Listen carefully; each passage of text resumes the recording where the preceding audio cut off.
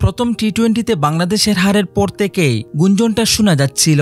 অবশেষে সেটা নিজেই নিশ্চিত করলেন মাহমুদুল্লাহ রিয়াদ। ভারতের বিপক্ষে চলমান সিরিজ শেষে আন্তর্জাতিক টি-20 থেকে অবসর নেবেন তারকা এই ক্রিকেটার। ভারতের বিপক্ষে সিরিজের দ্বিতীয় টি-20 ম্যাচ সামনে রেখে 8 অক্টোবর সংবাদ সম্মেলনে আসেন মাহমুদুল্লাহ রিয়াদ। সেখানেই জানান টি-20 ক্রিকেট থেকে অবসরে যাচ্ছেন তিনি।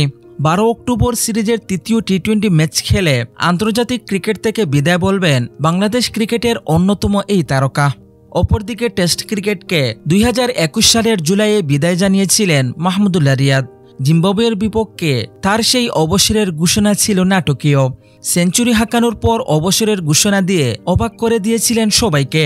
তবে এবার কোনো নাটকীয়তা নয়, অনেকটা অনুমিতভাবেই টি-20 থেকে অবসরের ঘোষণা দিয়েছেন রিয়াদ। সিরিজের মাঝপথে ঘোষণা দিলেও ভারতের বিপক্ষে মাঠে নামার আগেই অবসরের সিদ্ধান্ত নিয়ে রেখেছিলেন রিয়াদ। পরিবার এবং বিসিবির কর্তাদের সঙ্গে আলোচনা করেই নিয়েছেন এই সিদ্ধান্ত। অবসরের জন্য এটাকেই সেরা সময় মনে হয়েছে বলেও জানিয়েছেন তিনি। এদিকে সংবাদ সম্মেলনে এসে মাহমুদুল্লাহ রিয়াদ বলেন, এই সিরিজের শেষ ম্যাচের পরেই আমি টি-20 থেকে অবসর নেব। আসলে এটা আমি সফরে আসার আগেই ঠিক করে রেখেছিলাম। আমি আমার পরিবারের সঙ্গে কথা বলেছি, আমার কোচ, অধিনায়ক, নির্বাচক এবং বোর্ড সভাপতিকেও সিদ্ধান্ত জানিয়েছি। এটাই সঠিক সময় এই সংস্করণ থেকে সরে গিয়ে সামনে ওয়ানডে যা আছে সেদিকে মনোযোগ দেওয়ার।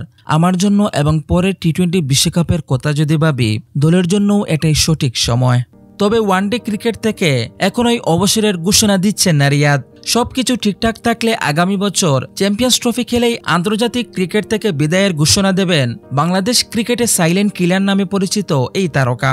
2007 সালের সেপ্টেম্বরে নাইরোবিতে কেনিয়ার বিপক্ষে আন্তর্জাতিক টি-20তে অভিষেক হয় মাহমুদুল্লাহ রিয়াদের। সেই থেকে বাংলাদেশের পক্ষে সর্বোচ্চ 139টি টি-20 খেলেছেন তিনি। তাতে 117.74 স্ট্রাইক রেট এবং 23.48 গড়ে 2395 রান করেছেন তিনি। এর পাশাপাশি বল হাতে শিকার করেছেন 40টি উইকেট। 2018 থেকে 2022 সালের মধ্যে 43টি টি-20তে বাংলাদেশকে নেতৃত্ব দিয়েছেন মাহমুদুল্লাহ রিয়াদ। এর মধ্যে 16টি ম্যাচে দলকে জয় এনে দিয়েছেন। তার বিপরীতে পরাজয় রয়েছে 26টি ম্যাচে। তার নেতৃত্বেই 2021 সালে আরব আমিরাতে টি-20 বিশ্বকাপে অংশ নেয় টাইগাররা।